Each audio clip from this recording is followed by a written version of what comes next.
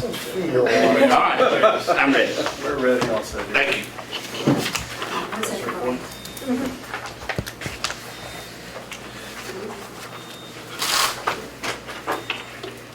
Speaking won't bother anybody because with the doors open, that'll keep. Oh, God, no, please let's not close the door.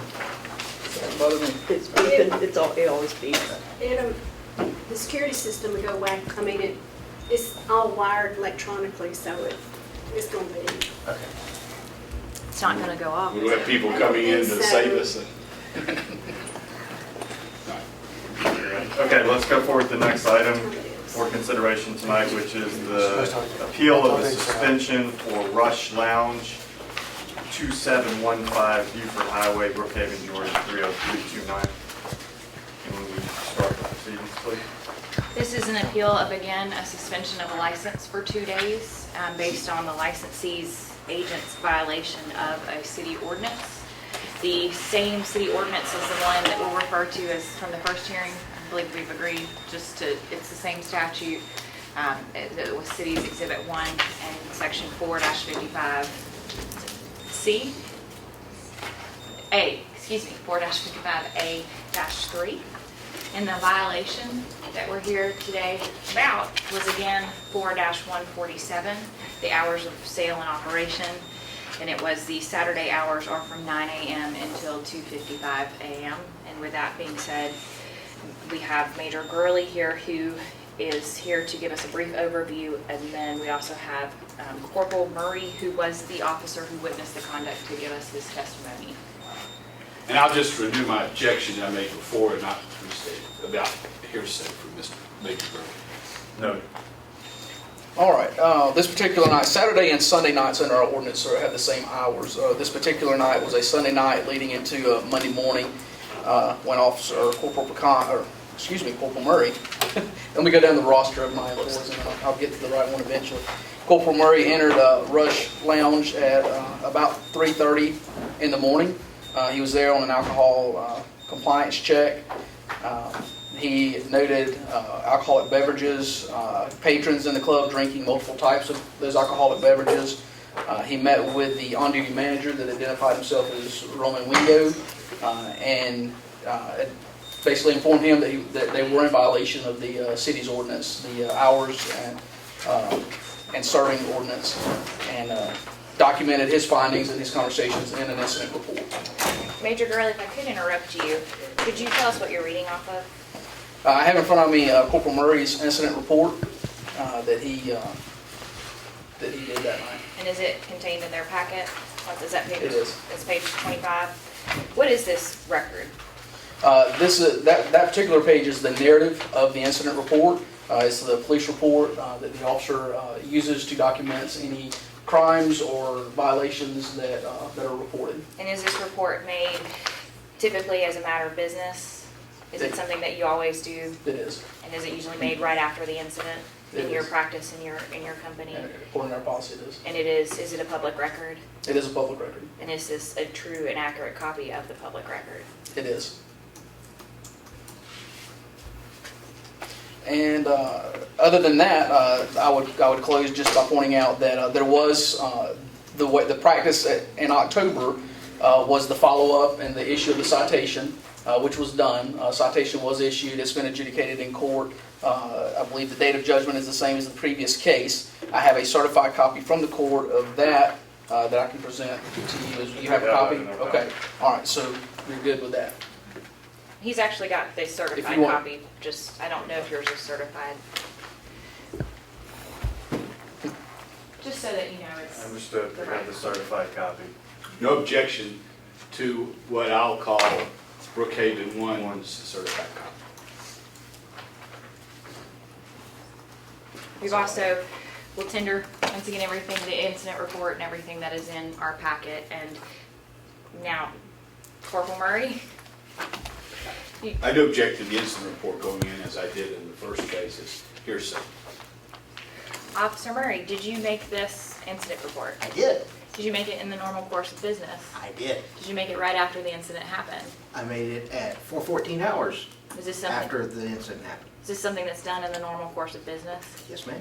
And is this a public record? It is. Is this a true and accurate copy of in your agenda packet of the public record? Yes, ma'am.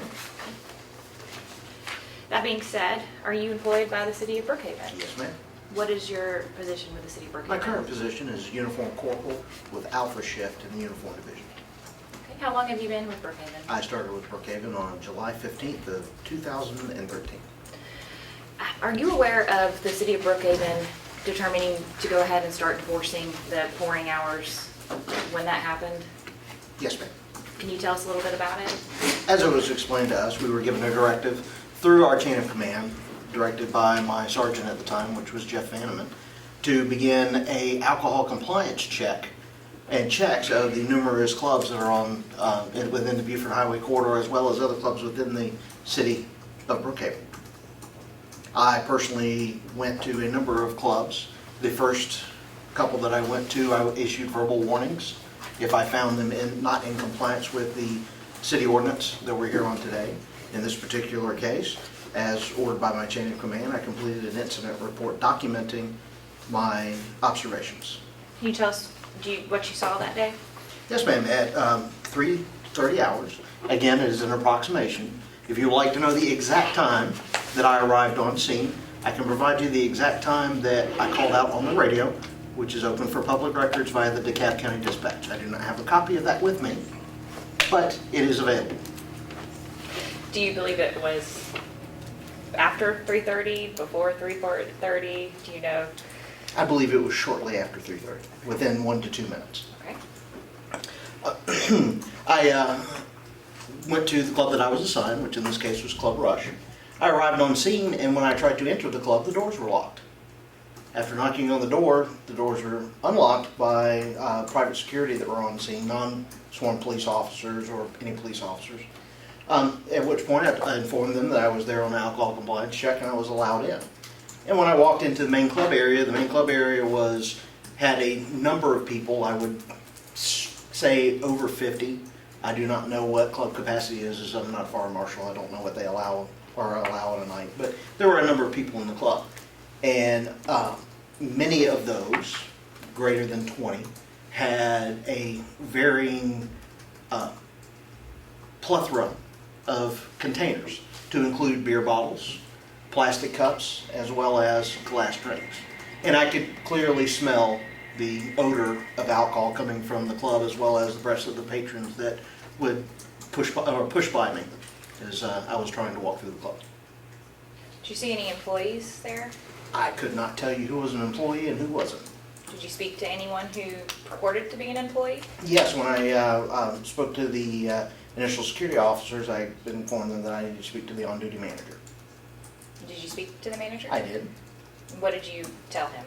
I informed the on-duty manager, or the person who was identified to me as the on-duty manager, that he was not in compliance with the Brookhaven City Ordinance, and that there's no consumption after 2:25 hours. And he was identified by the security people, is that Correct. correct? Why do you talk to the managers on duty? Because the manager on duty is the representative of the owner of the club. Is that policy? Mhm. And why is that the policy? In that the supervision is there to make the determination as far as training for that time. They're also there to make sure that those that are in their employ to serve alcohol are within compliance, and they're there to oversee the entire club.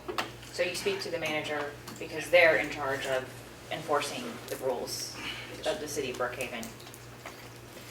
I have no further questions. Thank you. I have a few questions.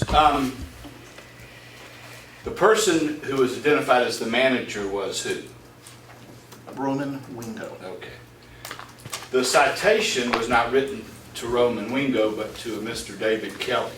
Why did that occur? Well, sir, since I did not issue said citation, I could not tell you why it was issued to someone other than whom I spoke to. As far as you know, David Kelly wasn't there that night. So I had asked the other officer, and you were here, about this follow-up procedure.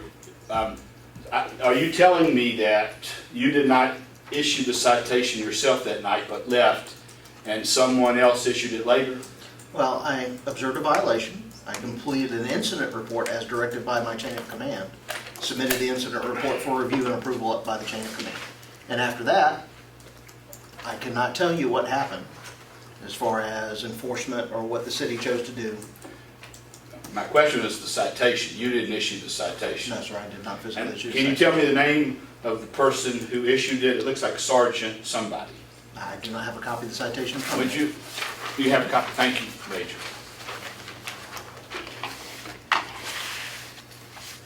And we're looking right at the bottom. That appears to be the signature of Sergeant Tyrone Oliver. Okay. And Sergeant Oliver was not with you when you observed this occur and did not see it happen. No, sir. Yet he also attested at the bottom that he had reasonable grounds to believe that the person named, that is Mr. Kelly, has committed the offense, contrary to law, right? Well, that is what's printed at the bottom of the citation, sir. Just so we're sure, I think you said, and you misstated, that the time to stop serving was 2:25. You meant 3:25, didn't you? Yes, sir. If that was an error on my part, I apologize. So it was locked, but they let you in. So you think locked means to you is closed to the outside world for customers? I believe that means that the door is locked. Okay.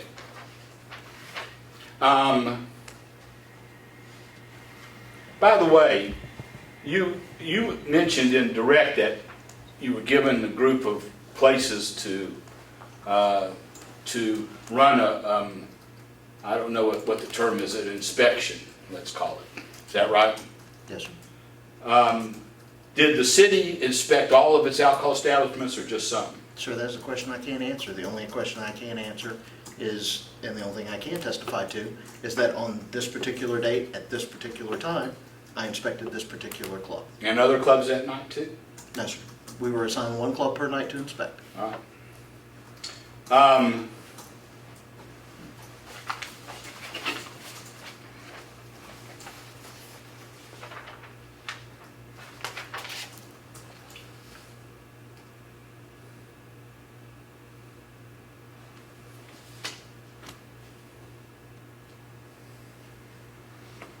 No further questions of either officer.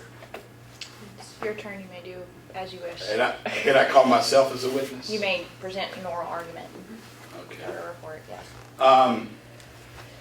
I first will call Justin Pate, please. Would you please state your name for the record? Justin Pate, and I am the licensee. All right. And were you there the night in question? No, I was not. All right. How long have you been licensee of Rush Lounge? Since sometime in 2008, early 2008. Right. And at the time that this occurred in October of 2013, did you have, number one, did you condone the allowing of people to drink alcohol later than the time for which drinks have to be picked up? I've never knowingly condoned anything that would violate any of the laws simply because of what it could possibly mean.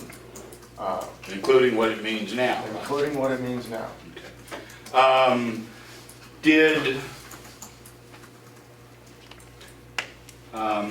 Hold on a second.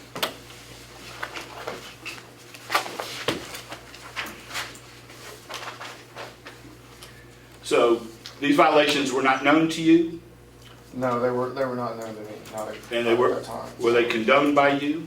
No, not the slightest. And what practices and procedures did you have at the time to stop offenses, alcohol offenses, from occurring? Well, we have, alcohol offenses includes a vast array of different things. There's the 3 times we need to be aware of: the last call time, the no more consumption time, and the time out the door. We've always followed those pretty much absolutely to the letter. It seems that it definitely may have been a mistake on this evening. But we do everything from Clearly we check IDs. We also, regarding this in particular incident, we always have the DJ make an announcement that, number one, it's last call, and then number two, we usually do it about 15 minutes after the fact. You have, 10 more minutes to finish your drinks before we have to go along and take drinks from customers who paid for them. After that, what it typically was though is David Kelly, my general manager, would go to the bartenders at the specific time, 5 minutes before 3 a.m. or 5 minutes before 4 a.m., walk up to the bartender or individual bar and tell them point blank, this is the last drink you are making. Once you've made that drink, you're done. And that's how it goes, whether it's, that's the first drink of, a group of people's orders or not, that's the last drink that gets made. And then it's also his responsibility to come up again and let the bartenders know it's time to start collecting the drinks from the customers. In this point in time, David was slow in responding to that time. Nobody is perfect. He made a mistake, and that's what I get for being at home asleep, I guess. Let me ask you this. I think you've heard testimony from the case before this in which the code would allow you to stay open another 30 minutes past 3:25 after you pick up the alcohol to allow customers to stay, eat, whatever. Do you do that? Yeah, we have. Why? Well, we have a full kitchen, and in particular on Sunday night, our crowd lines up at the kitchen, 15, 20 minutes before we close. And realistically, back in the old days under DeKalb County, they were there for a good 45 minutes even after 4 o'clock eating, drinking water. The night would be over, the music would even be off, the lights would be on, and we would still have people ordering food. That changed. And yeah, I don't think it's reasonable to serve somebody a last drink and throw them out on the street. I think they should have the time to hang out, drink water, get something to eat, make sure of who's going to drive, who's not going to drive, things like that. So we allow them that time. We're legally allowed to give them that time, and we do. That's all I have of this witness. Yeah. I would like to testify, and again in the nature of an argument, so I don't want to mislead anybody. I wasn't there that night. We have no objection. All right. So, and I just want to say that that once, I'm sorry, let me ask him one more question if I may first. Can I go back to the question? You can do whatever you want, Mr. Training, do you train people too? Have you used training? Yeah, back in these days? Yeah, it's a modified version of what they call TIPS training. The gentleman comes in and schools us on pretty much all the nuances of the laws of any municipality that he comes into, that he gets hired to do. And we have undergone that. And who is that? I can't remember. It's Training Institute? Yeah, the Training Scott Institute. Wyatt? Scott Wyatt, yes, sir. Right. All right. That's all I have. I should have brought the certificate. That's all right. All right, so a couple things. One is that once again, I think that once, in the case before this, city attorney argued that the witness was not there at the time it occurred and could only talk about rules in place at the time, and that for purposes of 55B, could not give testimony. But this is different. This is a man who was there then who talks about the rules that were in place. Y'all probably, if you don't know who Training Institute is, you should. They train employees not only about alcohol awareness, don't serve underage, don't let people get noticeably intoxicated, and also what the rules are. So that they are considered, in my view, the best trainers for alcohol of all of the groups. We have put on evidence of all of the 4 prongs or 5 prongs in the code. We have a witness who did not actually, who saw it occur but did not sign the ticket. And this method, which I'm sure is going to change after today, is not a proper method for making cases. It's a no-low plea. Although I'm not basically here to challenge the truth of it, they haven't proved that it occurred because the no plea is not evidence of guilt. It used to be the code allowed it to be used for evidence, but it was taken out during the last amendment because NOLOs are not guilty pleas. But he's provided those prongs of B, and now the burden shifts to the city and she has a chance still to do it in rebuttal to show that there were not rules in place, that he condoned it, that he told them it was okay to do it, and so forth. And again, once this prong has been alleged and proven, the code, I think, requires you to reverse it. Because again, just the fact that an employee has violated the law is not enough to show that the club did. So that's all I have to say. Now, Counselor, I'd just like to know for the record that I'm not going to ask you my softball question. So if you have a closing argument, this will be the time for you to make. No, thank you. That's all I have to say this time around. I have a very brief rebuttal again, as it is very warm in here. Is it Mr. Pate, is that? Yes, ma'am. the last name? Thank you for saying that correctly. Mr. Pate, you've been involved with you have some interest in the alcohol pouring hours, don't you? Yes, ma'am. And are you aware that the city's been discussing I'm sorry, the what? I didn't quite catch the the question. alcohol pouring hours? Okay. Yes, And you've been vocal somewhat about what they should be. yes, In fact, you were there last Tuesday when they changed, correct? yes. And do you know what they changed to? They are tentatively changed to a last call of 3 o'clock and everyone out by 3:30, So 30 minutes no matter what. which would negate what I'm actually technically charged with because it wouldn't exist anymore. Well, that's what it's going to be in the future, correct? Yes, ma'am. So we're 30 minutes out, but Yes, now ma'am. Mhm. it's 30 minutes out. Right now, we have 1 hour before we have to exit everyone from our building. And you say you typically allow people to stay 45 minutes to eat food, and that's why they're We there. allow them to stay as long as the law allows and no longer. Okay. There is no reason that anyone is going to ever come up with of why someone would knowingly violate a law with a penalty as stiff as what this is. Let me ask you about your employee. Mhm. Was it Ringo?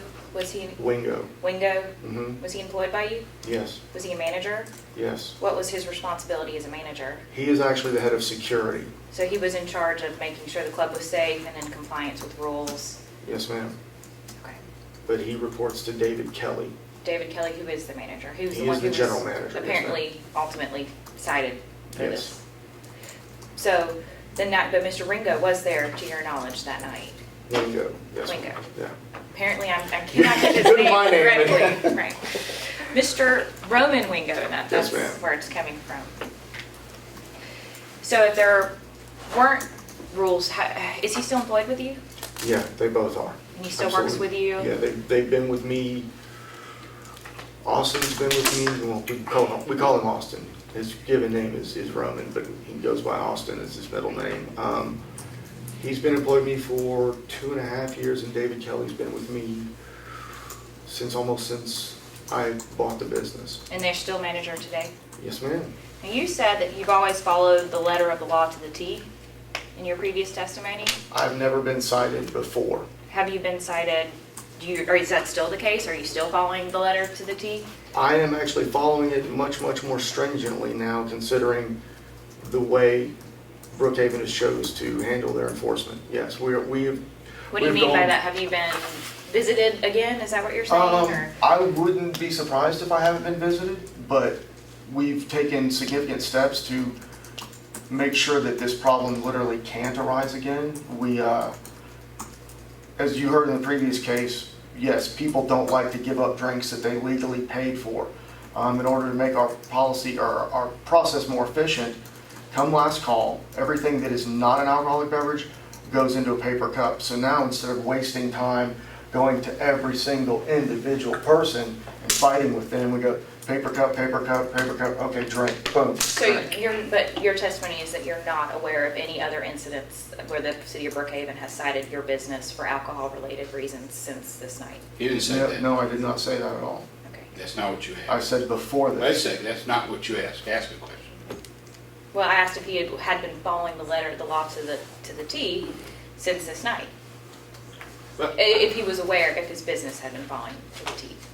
And let me object, you're asking about another citation that's issued, which is not relevant to here. It's not been pled to, it's going to trial, and it's not, to have brought it out, which is what you're doing, is not proper. We are, in response to that, we are not, certainly any future conduct since then is not the basis of this hearing tonight, and I do want to be sure that everyone understands that.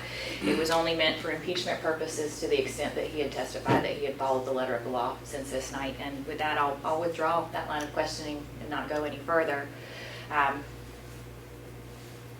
I think the one thing that I do want to make clear in rebuttal, as far as argument, that would be, as I think there's been a lot of talk about the citation and about NOLO pleas. We are not here tonight about that citation. We're here about the conduct that you've heard Corporal Murray testify about, that he saw a violation of that ordinance.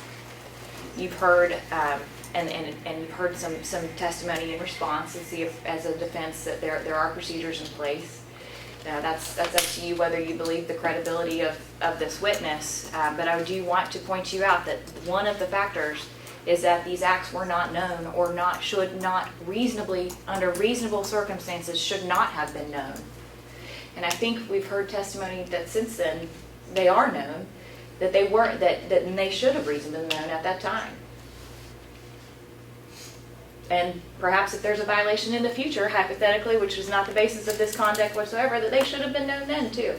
No, we didn't have anybody testify about a violation. I object to them considering whether there's a second violation as, and if you're going to do that, I want you to rule that the second violation that is not before you and not testified about has been considered by you in upholding the suspension. I ask you to say that on the record. And we will ask that you not consider it only, except to the extent that it may be impeachment testimony based on his own testimony. Which is considering it. But not as the basis for your suspension of this. Similar to how in the last hearing you asked, had there been any violations since, so. The board will rule that we will not consider a potential future violation as an evidentiary factor to this violation that is before us today.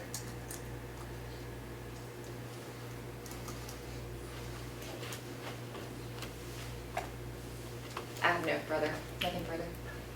I have nothing further, not that I even have a choice. Questions? Board members? No, I don't have any questions right now.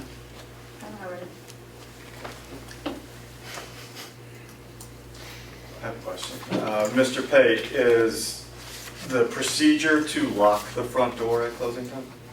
After last call, we no longer allow anyone new inside the building. So, yeah, basically. It's a way to make it easier for us to clear everyone out. And if someone wants to leave? Yeah, no, they can absolutely leave. By fire code, every door must have panic hardware on it. It can't lock from the inside.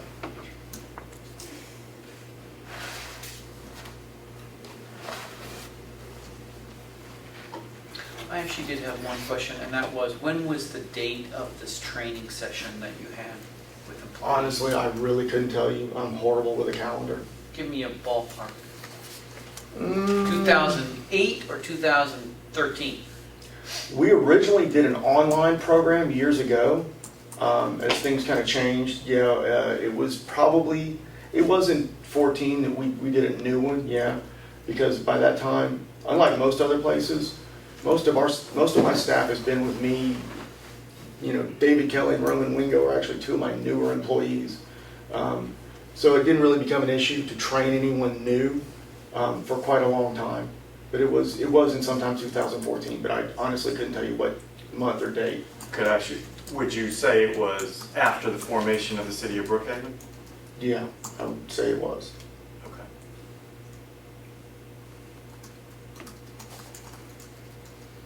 And I have one other question, Mr. Pate. Prior to this incident, I'm not sure if you testified to this, are you aware of the Brookhaven police coming by and doing a compliance check? I believe, yes, they did come by and tell us, you know, this is what it is, so. prior to the, Incident, prior to Prior the to the incident, citation yes, on sir. October 10th. Yes, sir. Those are all my questions. Members, any other questions before we close the hearing for deliberation? Okay, we'll close the hearing now for deliberation. I'm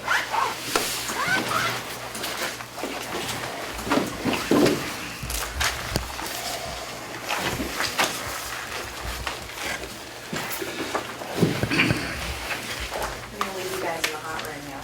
We'll try it.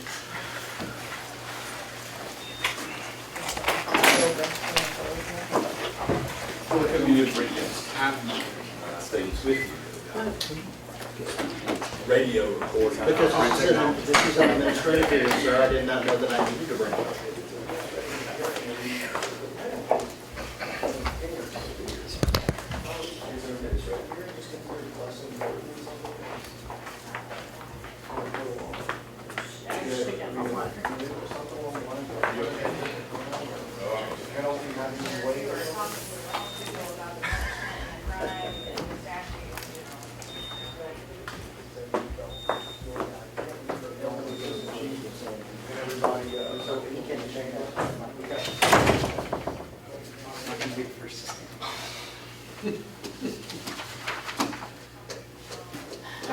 I don't think there's any, all right, well, I would throw out that factually, I don't see any disputes.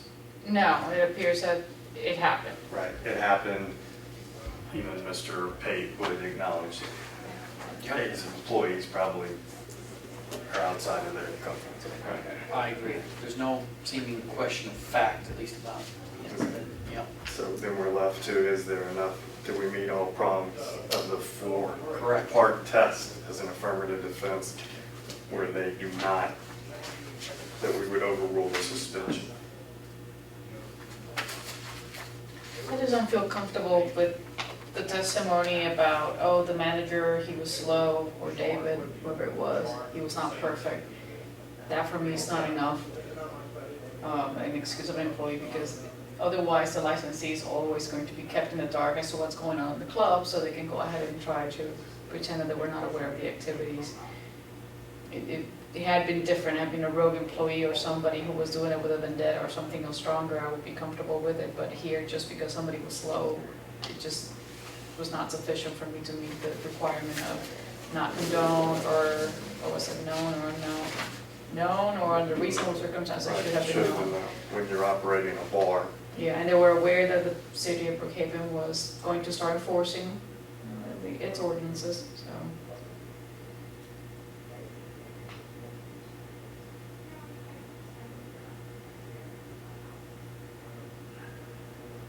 And from my background in employee training, you don't train an employee every 2 years or 3 years, every 6 months you should train employees on a bunch of policies, because in the restaurant industry you have such high attrition that if you trained your employees 2 years ago, it's probably going to be a completely different group of employees. It is a substantial penalty as well if you're an alcohol, if you're a bar, to have your license suspended for 2 days on a weekend. So therefore, I mean, you would think that would be one of the first, serving alcohol to underage minors and not enforcing the rules when you're allowed to serve alcohol. Well, I mean, there's absolutely no incentive to do that, right? And But I kind of think it's somewhat credible that he may not have had actual knowledge. Now, maybe he should have known, but I kind of have it credible that he didn't know some of this was going on and is generally attempted to adhere to the policy. I think it says something that he should. you're the owner of, I'm sorry. Just gonna say that I think it bolsters his case as well, that he's got long-standing employees. To your point, I mean, he's got one guy, the general manager has been there for 6, 7 years. And he made a mistake, he didn't come in and try to say it didn't happen. And that didn't hear technicality arguments. Yeah. I mean, I think he's upset with his GM. I think. I would hope. And then when he thought, oh, well, then he suffered a suspend, maybe he will get suspended, maybe he gets docked 2 days if they lose 2 days of business. I don't think he, I'm with Galani, though, he can't. He owns it, so otherwise you'd always put a straw man, and I just don't have any knowledge. Oh, I didn't know that happened, I wasn't there that night. Yeah, I guess I find this one though, that has more mitigating factors than the prior case, I guess I feel. I mean, what if we would to uphold the suspension, but maybe not have a weekend suspension? We had looked into that last time. Oh, we did. And I think It that's- seemed like she said that we had some leeway about all. She said, what do you think we should do? Which, I feel uncomfortable doing something like that, especially when you had a former GM who was a Hispanic descent with Latin, customer base, and then we're gonna let the white owner go ahead and get it outside of the weekend. And even if you consider some of the circumstances to be a little bit more compelling, I don't think the evidence was sufficient to make such a drastic distinction between the two cases.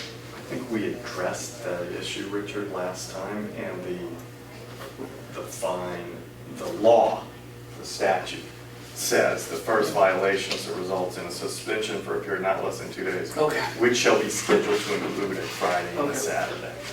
Because we did, I think that's ultimately why we decided Right. not to give it. for the maybe person. that's what. That's why we let the other person, and he didn't have any prior warning.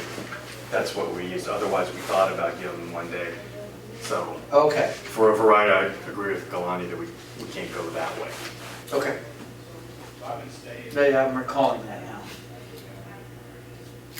We know that the fine is specified in the bill, residences. There's a good one for lunch, right? And I say that they have 10, but it's old for lunch.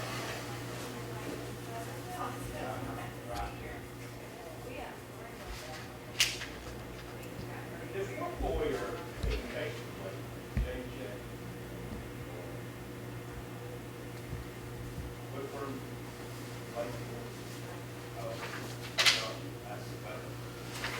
I would motion to affirm the suspension. I don't have enough evidence that I would say that the affirmative defense has been met in all 4 prongs. And I'm with you. That's I mean, all. he presented some evidence, but for me, it's not sufficient to show that he properly trained or supervised the employees.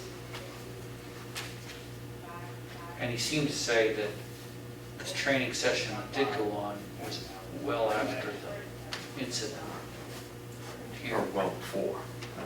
Well before that. He doesn't remember it. Well, oh, I'm sorry, maybe I missed, I thought he said 2014.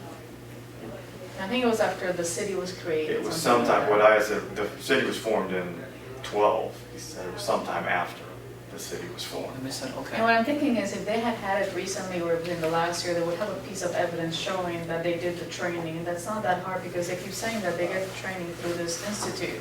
I'm sure the institute would give them some sort of certificate that can show us that it was somewhat contemporaneous, and they have failed to do that, which also makes me think that they have not really taken this seriously, this training seriously, and that it was a long time ago.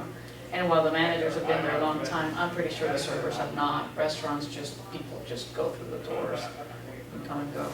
Another thing I almost forgot, of all the ones we've heard, the corporal testifying about the amount of people drinking is the most I've heard, I recall hearing. That's good. I mean, he said about 50.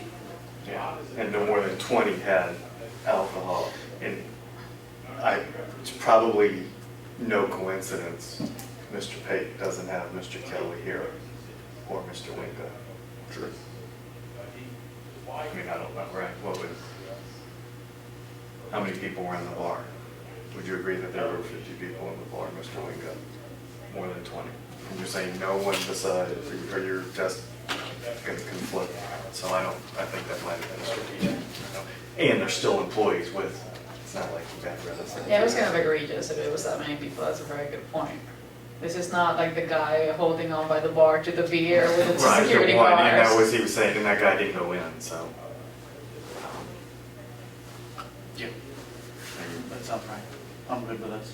Okay, You good? good. Okay. You want to go ahead?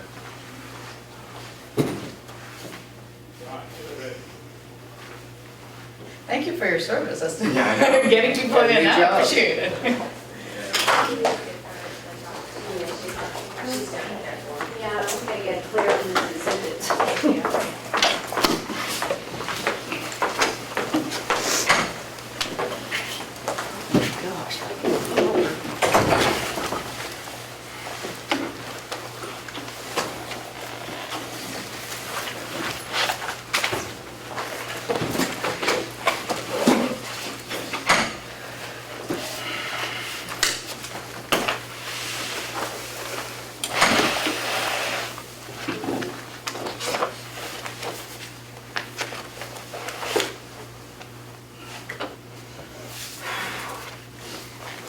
There's a motion before the board in the matter of Rush Lounge to affirm the suspension of the alcohol license.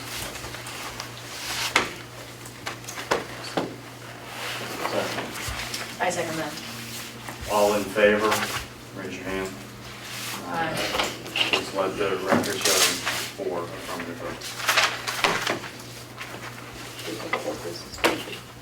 That's all the business, concluding all the business on the October 1st alcohol board meeting, adjourn the meeting. Will you agree to the same Yes, stipulation, 30 thank you. days? I'm sorry. Yeah, thank you. Well, I'm sorry, which, The same 30 stipulation days. about 30 days, yes, for the setting of the appeal. Okay. All right, No thank further you. business, thank you. Thank you.